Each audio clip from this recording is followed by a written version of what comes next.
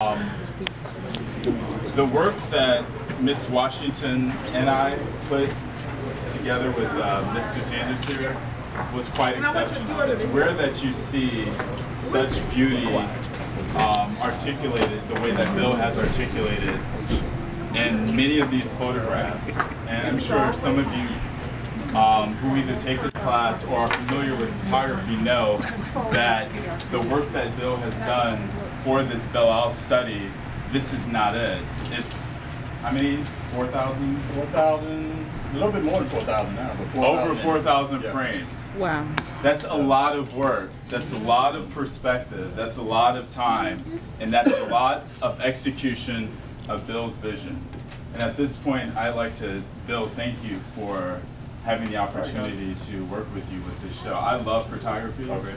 And at some point, I would actually like to take one of your classes because I feel like just with this short time that we spent putting all this wonderful art together, I learned a lot. And most of it is, you know, obviously your vision, but your professionalism. So I appreciate that. Well, I appreciate it. Thank you. And I'm going to turn it over to Mr. Sanders. Before that, Bill has dedicated this show to one of his inspirations, Hugh Granum, who could not be with us today because Hugh Granum is doing something else.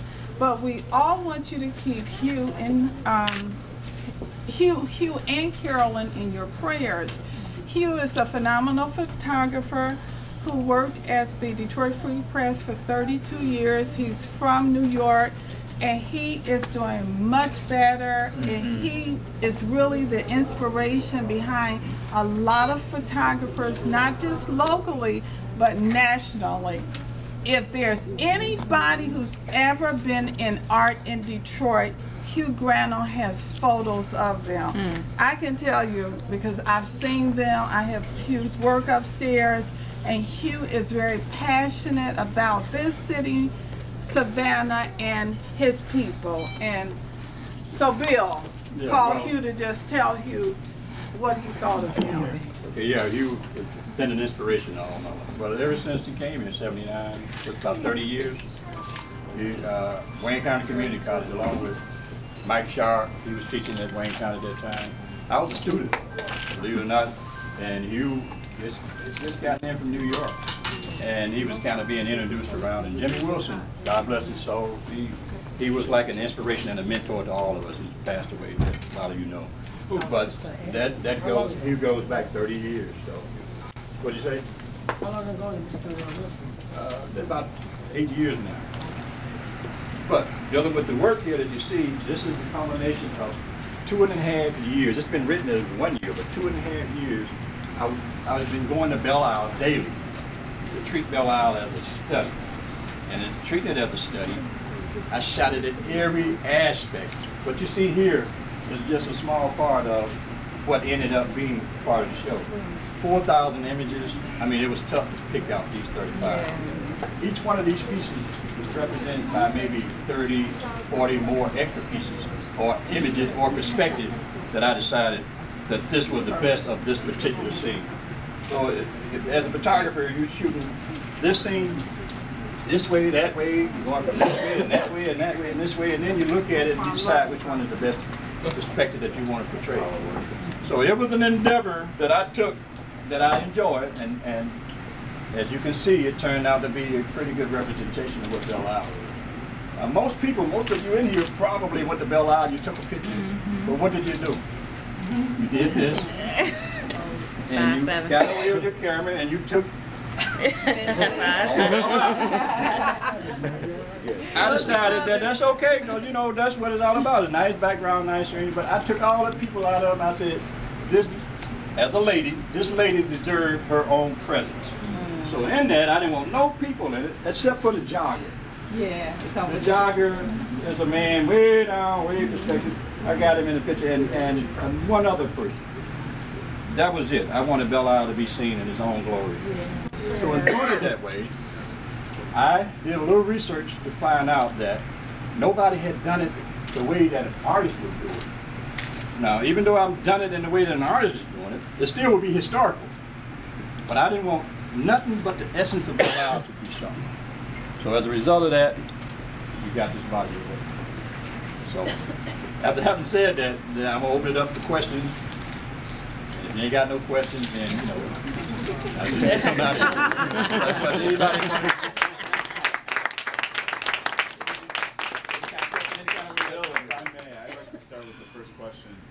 Why black and white as opposed to color or color in black and white or more sepia?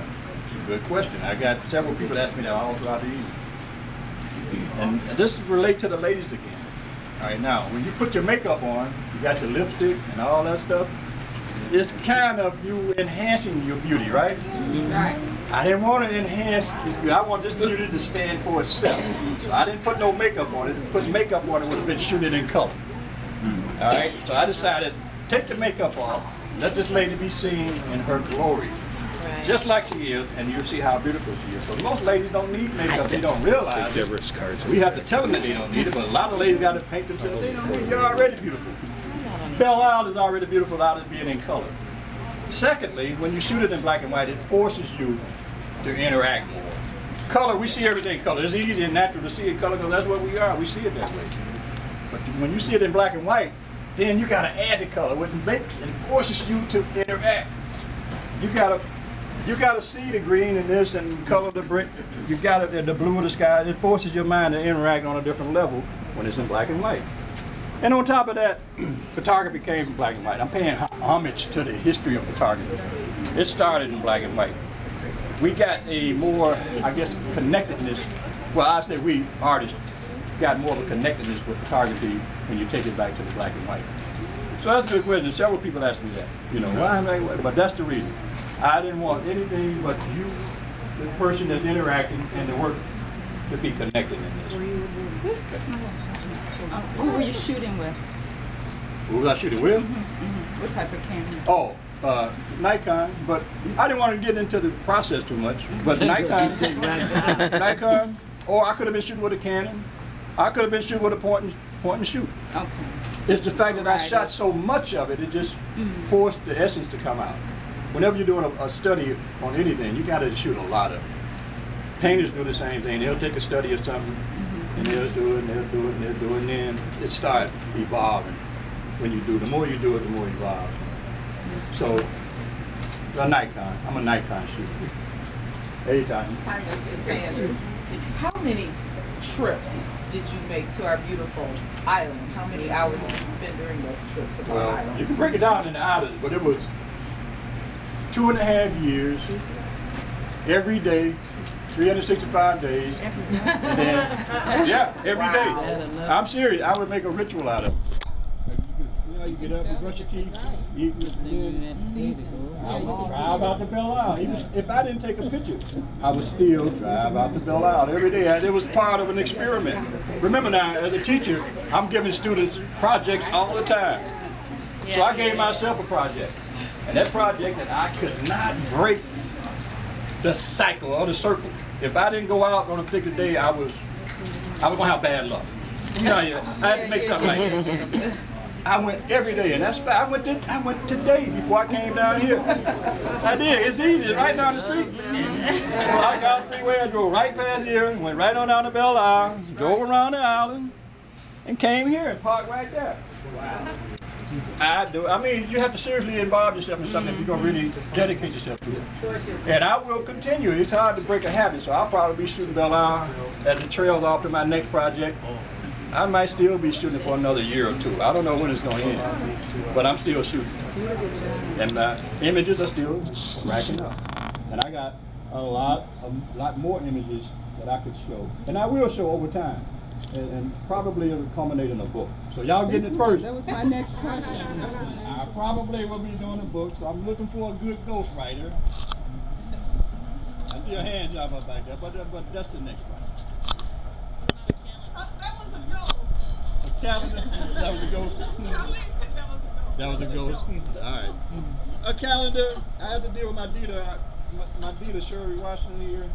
I kind of deal with her on projects that we'll be doing. Some projects are on the table, some off, but the book is definitely on the calendar. What do you think, Sherry? After you told me 2.5 hours what you wanted me to do, I think anything Yeah. Because it goes over. All right. So you heard it from the boss over there. we'll probably do a calendar view. But the no card is my old deal. But everybody knows Belle Isle, so everybody that's from Detroit, you know Belle Isle.